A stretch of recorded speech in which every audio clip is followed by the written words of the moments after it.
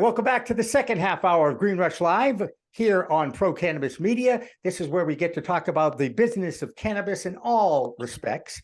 And I'm Jimmy Young, the founder of PCM, proud founder of Pro Cannabis Media. And joining me for this section is Brooke Westlake again. And then the top of the hour, it's really going to be all about women in cannabis. But since we couldn't get too many women in cannabis this early, that's not true. I suggested that we got Curt on.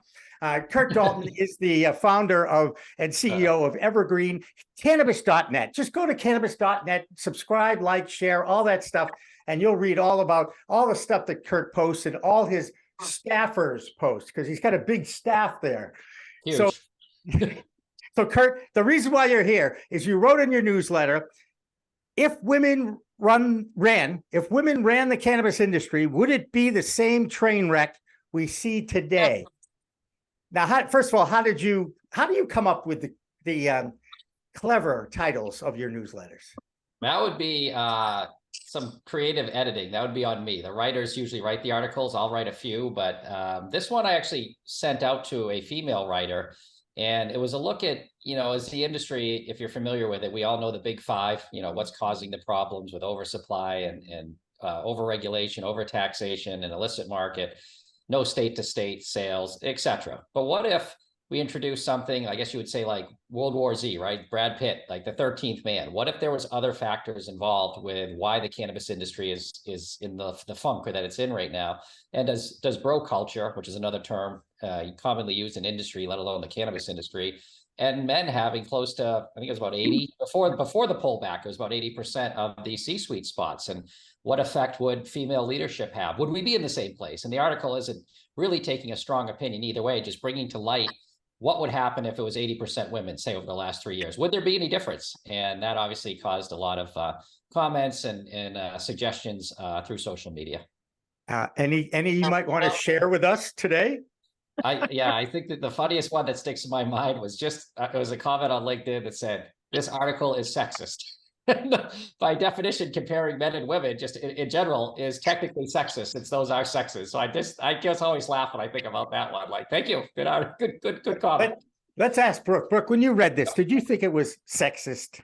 No, I think it's bringing light to the fact that we still don't have enough women in the industry. And I think it's also shining light on women are multitaskers. And I don't think it would be such a giant train wreck if we had been in the beginning and the numbers were switched, right? So if we were 80% of the industry running it, doing all the things, and men were the 20%, I think it would be more highly organized. I think women get a lot of stuff done. And we are great multitaskers. And so I think the other thing that comes up with this is I get the same thing. People write me when they see Women in Cannabis Expo. I will have men that write me. I've been called sexist because I have women in Cannabis Expo. I've also had men write me and say, am I allowed to be at your event?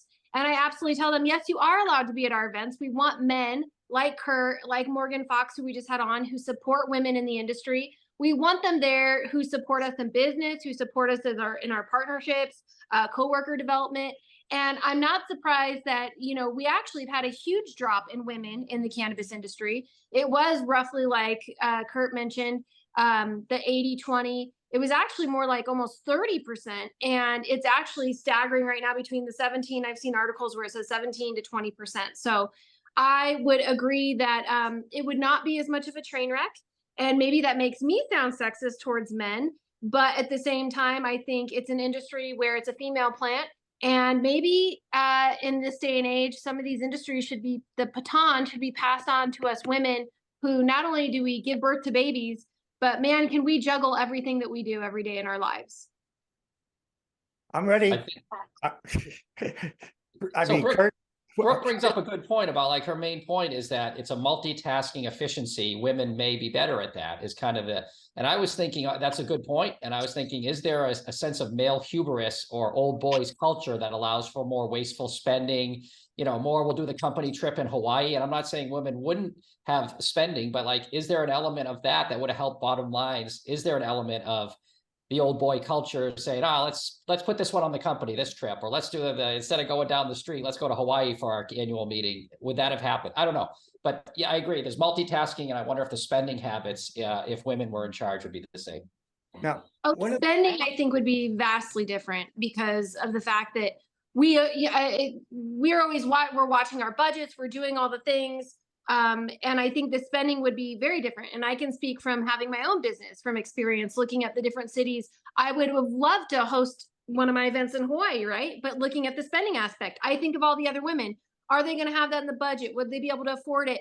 Because they don't have the spending dollar like the male counterpart does in this industry. And so therefore it's made me as a business owner look at different places where I'm like, well, this would be a more feasible place for women to come to, more affordable, different things like that. So you're absolutely spot on that. And your background's quite interesting. I love that you have your own Wikipedia page, by the way, because I did a little homework Oh, on you. good. And Thank that you. was really cool. I was like, I need one of those. I was like, he's setting the path and also helping support women in this industry. So I agree with that, definitely. Hey, and just to give Curt more stuff for his ego, he didn't just spew opinions. Okay, this wasn't just an opinion piece. He actually had references, including MJ Biz Daily's a report on women and minorities in the cannabis industry in 2022. They found 23.1% of executive positions are held by women, and compared to the rest of the country, U.S. Bureau of Labor Statistics, perhaps, this is another thing he spotted here, referred to 29%. So, the money still is controlled by the old white man, isn't he, guys? Well, Curt? you bring up a good point. You said my ego, and I was gonna, as I percolated about this piece and about what we're doing, it's like, would the ego, the male ego, let's say like Adam at MedMen and being on the cover of Rolling Stones, would females have had that same push to want to be, the superstar or be on the cover of Rolling Stone? And of course that costs money and that takes away from your business. And how much role did ego play in this? And again, I'm not saying there aren't women who have egos or would like to be famous, but is the male dominant side to be famous, right, within the niche, at a cost to the company, part of it as well? Maybe Brooke would have a feeling on ego, how ego plays into it. So on the ego aspect, I'll say this: men and women think vastly differently, and they do have a study on this. Men are and this is where men are so successful, and we as women should take this on from our male counterparts and really pay attention to this. Men they make a decision and they go for it. They see a job, they're like, I don't care if I don't qualify, I'm going to apply for it. A woman is a very circular thinker. So we make a decision and we go back. Did I make the right one? Oh, wait, okay, yes. Now I'm going to make this decision. Oh, was that the right one? So what we can do is we have to be more confident in the decisions that we are making. I definitely think that men, because you guys have that linear thinkage and you guys just go for it, yes, it's partly ego. And I think it helps boost the ego because then all of a sudden, oh, look, I'm on Rolling Stones and I am famous and I am this. And women, it's really up to us to say, this is what I want. This is what I'm going for. And I don't care what it makes me look like or feel, I want to be on the cover of these things. And we just need more women to step up and not have any fear factor. And again, with the study that was done that men are linear and women are circular, that's where that comes in, where we, again, don't have as many women going in because they're like, well, I don't know if I want to be famous and whatnot. And at the end of the day, we just have to own it. Like pageant beauty queens, we just have to take it on and say, I'm here. This is my company. This is my brand. Yes, put me on the cover. Hey, this is one of the reasons why I work with Jimmy. But yes, ego is one of those things there that men have that I think women don't always necessarily have. We kind of tone it down to be more humble. And we need to just take ownership and be like, look, we're powerful. We're women. It's a female plant. Yeah. I can only agree with what Brooke's saying, and I will throw this in too. Our society and culture expects when a woman gives birth to a child, they have a different connection to that child.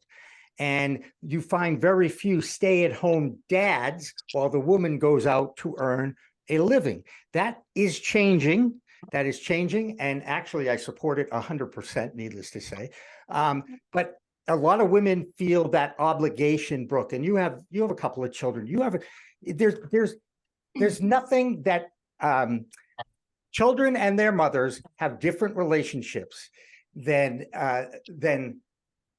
the other side, which means they don't have any relationship. The point is, mothers are always the favorite of the child, I think, or they're at least the disciplinarian and in charge of the checkbook and in charge of the household in a lot of ways. Curt, who's in charge at your house?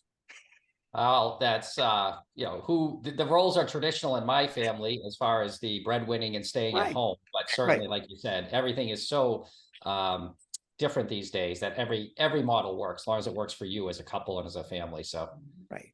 Right. As long as the kids are taken care of. That I'm 100% with you on that. And if you go back, you mentioned bro culture, and if you go back to our puritanical roots, okay, when two adults from opposite sexes get married, see, I'm making sure I put in the opposite sexes there because people of the same sex are getting married all the time. I love that. Where can the last name, Brooke? It is, I don't know this, so I'm going to put you on the spot. Yep, I'll tell you. Is Westlake your maiden name? So, a couple of things. Westlake is my maiden name. When I Mhm. got married, I did not take my husband's last name. I hyphenated. And when we had children, I said to him, I don't feel like it's fair that they just have your last name. I was an only child from my bio dad. I do have a brother and sister from my mom's previous marriage. And so we all had different last names growing up. It was kind of comical, actually. We all had all these different last names. But I said, I'm an only child. And it was really important for my grandpa. He passed away this last April. He was 96 and he was a Westlake. And I told him, I said, when we had Grant, he's going to have my last name and my ex's. We're going to hyphenate the kids' names.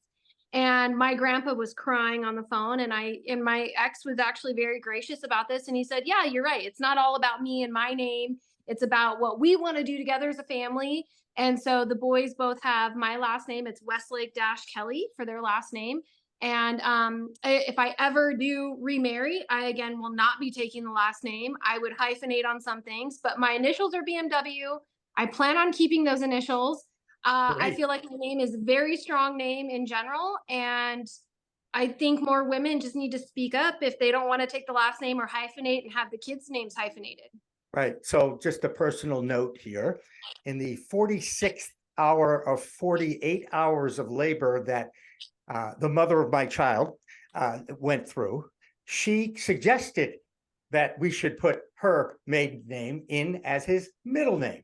And of course, she also wanted to name my son Gabriel, after her grandfather. So we put Jake in there too. So he actually has two middle names, no hyphens. So he always gets mail, Gabriel Young Jr. because the Nice. are. But the point is, again, that is tradition. I'm sure it has a lot to do with our puritanical Christian roots. Am I right? I think that's the tradition. But Curt, doesn't mean we have to follow it. And these days, now that we've got both sexes married, does it really matter what your last name is? Curt, does it matter to you? no, it didn't. It doesn't to me. And I think more on the cannabis side, because it is a newer industry in the world, we can set some new rules and some new expectations as opposed to, say, the automotive industry or the shoe industry. Or now women can define with men, we're going to, in cannabis, a much more of a power role or a C-suite role, just because there's no history to it. Yes, there is a bro culture and how we've done things, but in this specific industry, it is a female plant, and we can maybe start get those levels, a little more evened out with men and women, because it's not established for 100 years how things are done. Right. And as usual, you enlightened me by the depth of my knowledge when we talk about the stoner bro culture. Okay. And you brought up a great point about Cheech and Chong. So they were out in the 70s, right? Which is, I remember the 70s. I grew up in the 70s. Curt, I think that's a little before your time. A little bit, right? halfway through. Okay, Yep. okay. All right. So we all remember when it was illegal, and it was funny because it was the polar opposite of what you expect, if you will. People, getting high in a truck and the smoke's coming out of the truck, and they're acting wasted, and it was done in the under the umbrella of comedy, which, as we all know, comedy has changed quite a bit over the politically correct era that we're in now. So I guess my question is stoner still considered a stereotype and a bad word? And both of you guys are going to have opinions on this. So I'm going to go with Brooke first, and then Curt, you can come in. Brooke, is stoner a bad stereotype for someone who uses cannabis regularly, whether it's for medicine or, I don't like to use the other one, medicinally? I say yes. I think that we already have these barriers that we've been battling against when it comes to cannabis. and that culture of the kids in the back, they're the stoner kids and they're the ones by the fence and they're the ones smoking and getting high. I think that that label in general, even though it was created roughly around in the 70s, and with the gentleman who created the term 420, which came out of Humboldt County, when that became a very popular thing, I do think it's negative. I think that we need to look at it as, yes, there is adult use and adults can have fun with this product, as well as there are medical advancements for this product for people. And I participate on both pieces of that. But I do think the word stoner is very negative. I think if we don't pull away from those words such as stoner, marijuana, I think it continues to build the stigma that we've had around us with the war on drugs for the past 60, 70, 80 years that's been going on, and with reefer madness and all the things. And I politically correct people all the time. When they say marijuana, I say it's called cannabis. The correct term is cannabis. But that is how I feel instinctively. So let's hear what Curt has to say on this word stoner. What do you think, Curt? I would agree with Brooke. Unfortunately, she's absolutely correct. It still has a negative connotation due to the history, like she said. And you remember, we're still talking to people in their 40s, their 50s, their 60s, where that word was a negative. And I have a couple teenage sons, and it's still considered among their peer group, like, oh, that's the stoner group, or the vape group is actually the newer version of this. And it's not a positive. It's not a compliment. We have a bunch of articles kind of around this subject on the site. The new stoner stereotype, is stoner a good or bad thing? But in general, I mean, if we're calling it from 50,000 feet, yes, it's not a compliment if you're in this, you're a stoner or he's a stoner, or it doesn't imply even not correct cannabis use, but enhancing your life. It's still considered, negative to your life if you use the word stoner. Which is one of the reasons why I try to always say medicinal. It's a plant medicine. It's not a drug. It's not created in a lab somewhere. It's grown in the ground that God put on this earth for a reason. And I truly believe that. I really do, that people have used this medicinally for thousands of years. And we all know why it became prohibited in 1937, really 1920 to 1937. And how do we go about undoing all that negativity? Is not going to be done in the next 48 hours. It's not going to be done in the next 4 years. May not even be done until it's legalized. And even if it's legalized, I don't think it'll be the first step towards acceptance and normalization. But my problem with legalization is it involves politicians and attorneys. And I don't know about you guys, but they tend to muck the whole thing up a lot sometimes. All right. Just my opinions. Curt, well, sometimes you disagree. Brooke actually had a good point. Like, this starts with calling it cannabis, right? Because that's kind of a word people aren't familiar with, say, a decade ago. Right. And marijuana has the, whether you consider it a racist origins or it just has that stigma, the first step is call it cannabis. And here in Massachusetts, as Jimmy knows, the billboard industry has been drastically changed and survived thanks to cannabis, because that's the word they have to use in Massachusetts. And every billboard in Massachusetts has a cannabis ahead sign or a cannabis this, which if you own cannabis.net is a nice thing. If we can get everybody over to that word, I'm all for it. But she's right. Like, we have to start with a new word that implies a active user of the plant, a professional user, a person who is responsible and gets their job and their efficiencies done. And that could be by dropping marijuana and stoner and educating people. No, it's cannabis. It's a medicine. It helps me with anxiety, depression, PTSD, anything, sleep. And just changing, because people don't have a definition of cannabis yet, but they do have marijuana and stoner. And this is, you know what, Curt, this is what I tell people all the time. No doctor is going to write you a prescription for a bottle of alcohol, right? I mean, I know there's the old saying, a glass of red wine is okay, and doctors will encourage that with some of the antioxidants that's in red wine. But no doctor is going to actively tell you and write you a script and say, hey, go buy a whole case of wine today, or vodka or whatever. But they can for cannabis. And the thing that I tell people, because I do have a 20-year background in healthcare and I do have my master's in criminal justice, the one thing that is a negative when it comes to medical use of cannabis is smoking. Smoking anything is not good on the body. But the most amazing thing about this plant that we get to work with, you can eat it, you can drink it, you can make butter, you can do all these amazing things. So you don't have to ingest it that way. And a doctor can write you a script for it. Yeah, and that kind of plays into, it's a good point that one of the mistakes I think was made early on was calling it medical marijuana, because that's how state wrote their laws and that's what was written in newspapers. We didn't start with medical cannabis back in 2016, 14, whenever California, I guess Colorado went. But it's funny you mentioned that, because I kind of had a peer group with a bunch of 15-year-old friends of my son, and they know what I do and what I own, and they were discussing alcohol with me, and they're starting to drink and they're underage and that kind of thing. And I was fascinated that their reason why drinking is okay and cannabis is not was because everyone I know does it. People I like, know, and trust and role model, my parents, my cousins, my older, whatever, all do it, Curt. So why it can't be bad? And I was blown away by that psychology right there. Like, you guys have never Googled, half your parents are doctors, but you've never Googled like dangers of alcohol. Like, they really do believe that drinking is okay because mom and dad do it, because my uncle does it, my older brother, my cousin, and they really like, they're just like, what are you talking about? Like, it's okay, they all do it. I was like, wow, that's amazing. That was an interesting psychological discovery right there for why alcohol to kids, weed, like, it's not like, oh, that's marijuana, but to them, when they see mummy juice at the recycling bin, that's okay, my mom does it, so it must be okay.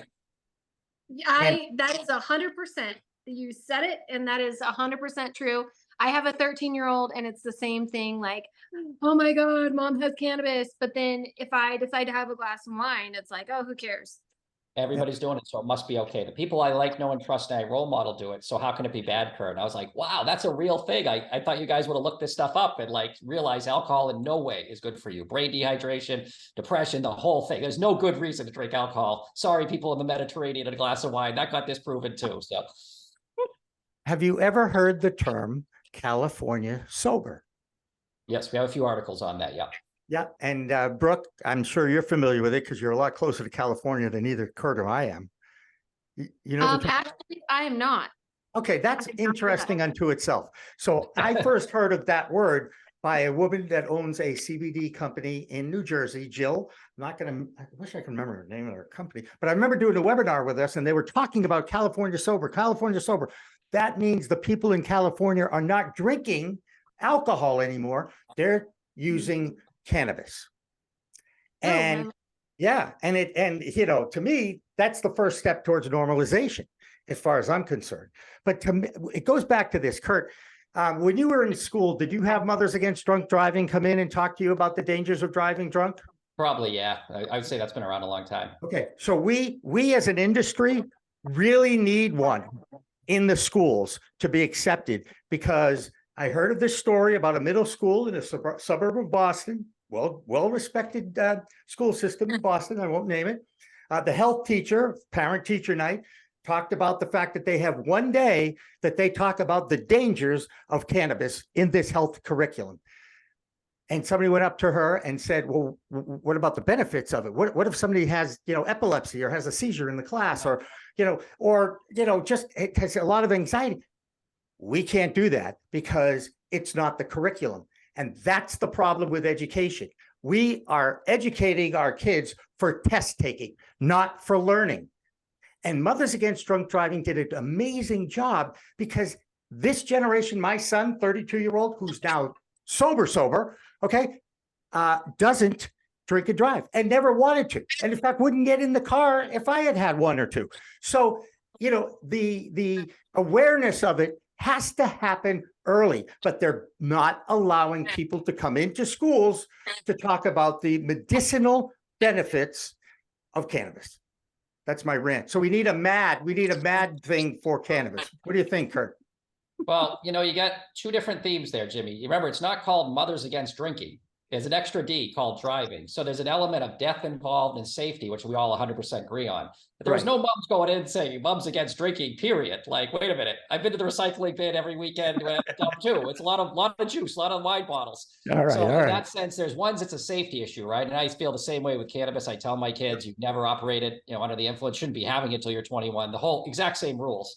Yep. We need something. If you're talking about education of the benefits, look at who wrote the dogma. Look who's teaching that health class. It was probably, I don't know, if plus 40, plus 50-year-old person using a book or a lecture plan or a program designed 15, 20 years ago, right? Like, that's why you're not getting the benefits, because no one's written a new one and no one talks about it. I'm ready to write one. Yep. I absolutely am. I think I think this idea needs to happen. And you think about it now, we have 23 adult use legal states.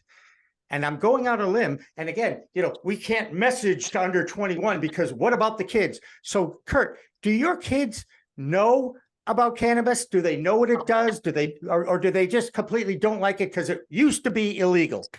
Well, I can tell you in every bathroom in every high school in America, there's a full vaping zone of nicotine as well as cannabis. So for all the parents listening, prep schools, private, it's there. And it's conversation. Susan Sarandon has a great meme or quote about, I think her kids are Jack and Laura, like 100% would rather have them use cannabis than drinking. And I've had to have these conversations with my teenage boys who are, people experiment and it's all around them of like, look, when you're 21, like everybody, I'll buy you your first beer. And at 21, you can smoke a joint with me. Till then, you will not. And at that point, you have to respect it. And again, with the studies about male brain development at that age and stuff too, there's some other things going on. I don't want them to use it. But Brooke was right too, as they all like to say they smoke it or vape it. I go, those are really bad ways to put it in your body based on your lung tissue and what's going on. There's other ways to do it. Drink it, eat it, tinctures. Like, we'll talk about that later. Right. No, and again, I think it's important. If it's funny, there's so many elements to this plant that I've learned about over the last 4 or 5 years. The chemistry, the genetics of the seeds, the terpenes, the steering mechanisms on the plant. So if you go into a store and you're only buying the highest percentage THC, you're not buying the best weed if that's your intent. It's all about the terpene structure. So there's so much education that still needs to be done. There's chemistry, there's science, there's math, there's botany, there's biology. There's so many elements that can be tied in to the plant.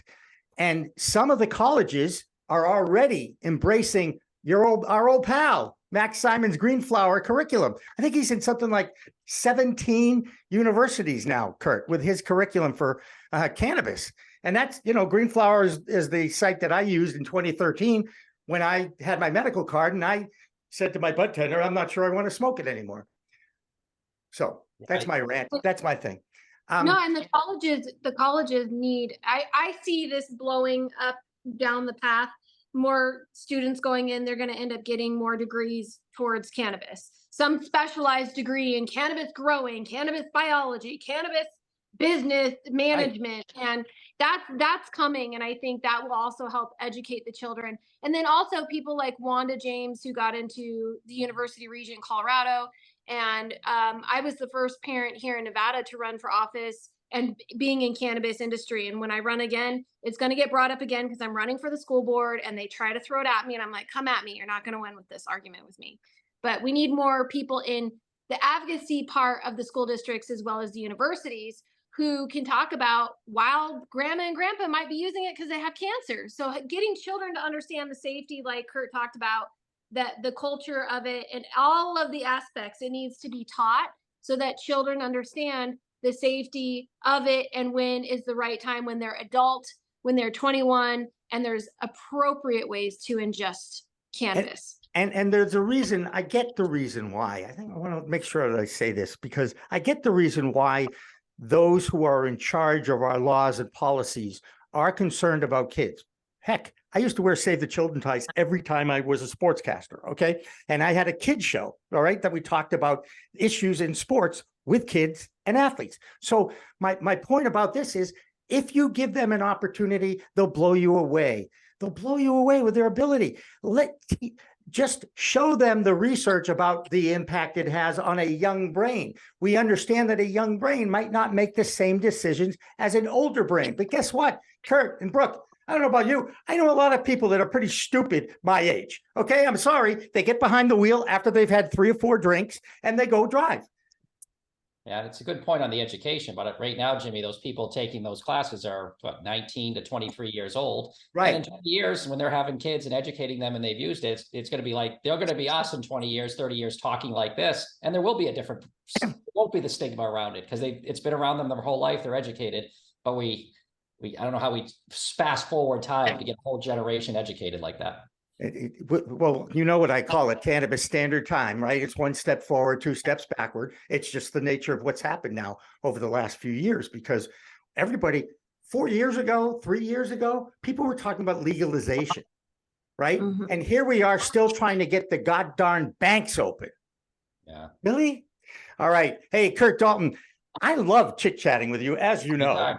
Thank And we you. didn't Anytime. even talk about our favorite team in Boston, because we will after I go to the break, because I want to get your feeling about their new player. All right, we're going to take a break, and then I'm not out of here, but I'm going to let Brooke take over the Women in Cannabis show from 5 p.m. For an hour at the top of the hour. So don't go away. Green Rush Live continues with Women in Cannabis. Don't go away.